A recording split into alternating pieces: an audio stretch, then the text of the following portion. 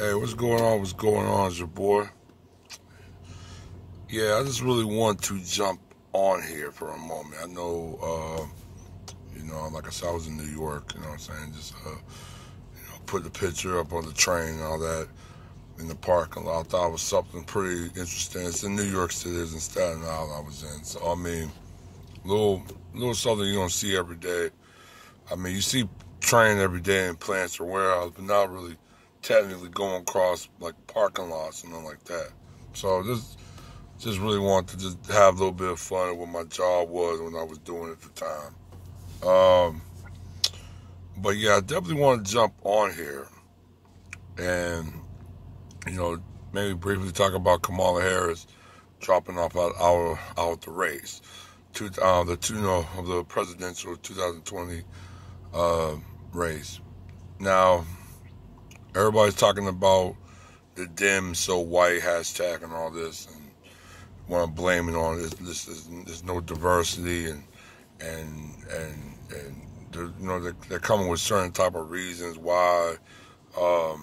They're really trying to say, oh well, America is not ready for another non-white person, even though that's really unheard of because majority of the base is basically non-white, mainly black, ADOS, so and foundational black. So that's pretty much that's just a lie outright. Now everybody talk about her finance. Her finance wasn't the biggest thing of the reason why her campaign suffered so greatly for her to drop out. But it was a concern if you really want to look at it. Um, I think donated over $32 million, and she basically squandered it. She didn't even make it to really the first primary. And most donors like you to make it to a primary. And she didn't even make it to a primary. I think the thing about it was she didn't really know what she was. I'm not what I mean by that. I mean for her to fit into a political space in America, her only way in was Black America. If you are basically of similar color, we're talking about skin colors, or even in a way, if you want to describe blackness, Black American, or basically ADU as a foundational, is that lane specifically for you. You really, even if you're biracial, it's very hard for you to go in comfortably into a white space or go into even other non-black spaces. And they really, significantly don't really have the voting power to get you into a presidential office or position. It's just impossible. And that's why many groups, even Hispanic, with the population they have, over half of their population is not really entirely engaged in the political process, as well as it's not a solidarity feel of them being in that group of what you want to say Hispanic or Latin. So, and within their society, that's already a tip for that. So it's already a fraction. So the mainly baseline that you have to really maneuver yourself in is the black space that she really just failed completely, but try to cloak herself in. And that's really was her downfall. Especially the Geo interview she had several months back when she kind of outright said she's not doing nothing for black people. That was the moment she torpedoed her campaign. Now with her also, now a lot of other things are now coming to light that a lot of main media somewhat want to focus on as really what they're viewing as the real contribution of her downfall, but that's not the case. But there's a concern for that, but that's not the main case line. That's not the main contribution. That's not the main reason of why she tanked. I mean, she started out as the front runner and ended up in just total failure. Everybody talking about she's going to be comparing her. A lot of the old black media is talking about blue checks, whatever. They're talking about she's gonna be like Shirley Chisholm. Now Shirley Chisholm wasn't ADOS or foundational. She was Caribbean, but she came from um, a grassroots type of running campaign or origin. She kind of came out of, while Kamala was more corporate and didn't really represent any type of grassroots. And also too the solidarity, even a black politician or prominent black people that's in the Democrat Party, there's not really much of a solidarity as helping each other or trying to navigate a space or try at least navigate somewhat of a alternative way of getting out of that predicament that they're in. So I think, especially Obama with his anti-grassroots, anti-activism, basically almost like he basically talking like a covered chocolate white person.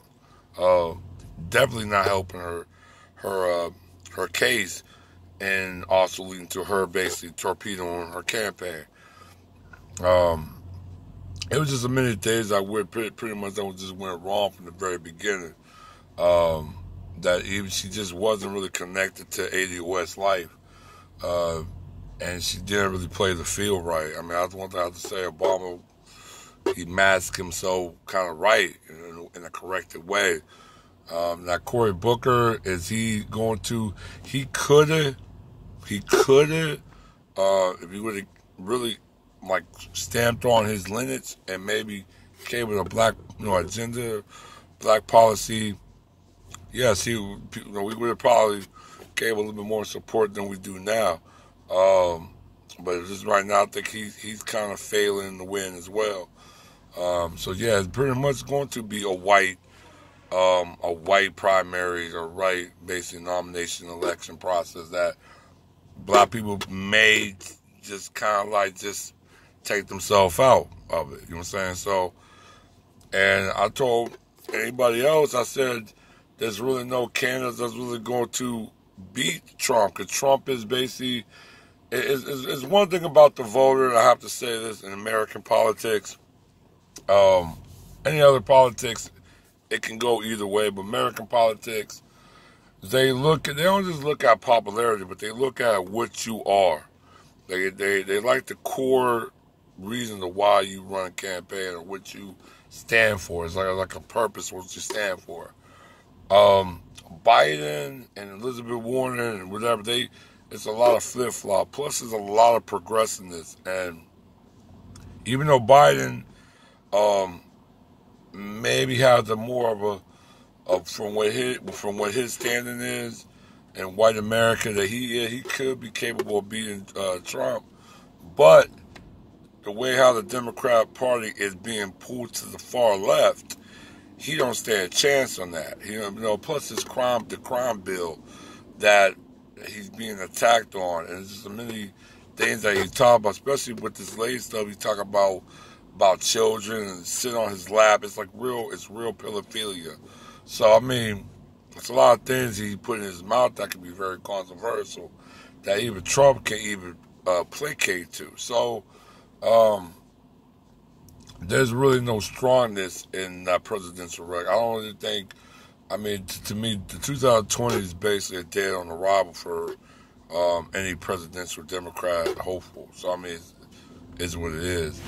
I do want to talk a little bit about this Billy D. Williams and his speech. He's talking about gender fluid. I think I know he's like in his 80s. He didn't really know what it was, and that's kind of like older people talking about certain things or certain terms that they hear and but they don't know the gist of the term that they're using. Like I didn't know what gender fluid was. And until I had to look and see what gender fluid is. And to finally says something like nobody don't recognize their fixed gender. So if you're a man, you don't want to be called a man or he or she, more like they or it or whatever. So it's kind of like you're not identifying with the quote assigned gender. To me, it's completely problematic. Very, very just problematic. Just dumb and all right. Um, I'm not really gonna say which is which and which is which and what's not. I know um, it's kind of more leading into a toxic masculinity than really a toxic femininity. That I think Billy D. Williams was saying that he also have a lot of feminine energy as well as masculinity energy. Now, really, a man having a feminine energy. Uh, if I'm mistaken, there used to be a term for that. I can't remember the term, but that term used to be very acutely used back in the mid thousands, 2000.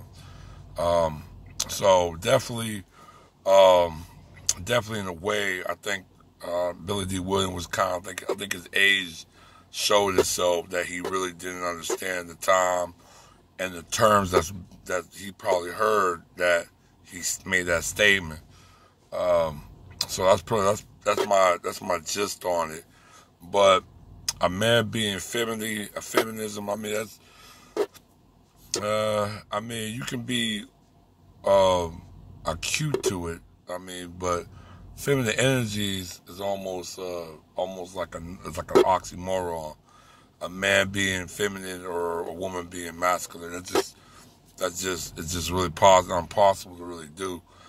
There's just certain things that just can't be done. A man can't give birth, even though they are trying. I heard they are trying to have these artificial wombs and stuff like that. But biologically, a man can't have no kids, and a woman really can't produce sperms or have certain type of strength lines and just do things. Now, it's just certain roles that actually assist with your genes, with your genetics, and how these roles are basically packaged and how they are basically even properly executed. So I mean, this is what it is. Um, but yeah, I just really want to touch on the Kamala Harris, and her failure. Like I said, everybody talk about she's going to be remembered. No, she's going to be probably remembered as a failure in the presidential campaign or elections or running. But also too in American culture, nobody really remember the losers. Everybody remember the winners. It's very seldom that people remember the losers, and that's pretty much a golden rule or a eulogy that throughout life, nobody don't remember losers. Everybody remember winners. Just what it is. So that's what I got right now. Um, like I said, I'll hit you guys up real soon, and I'll see y'all later. All right, one.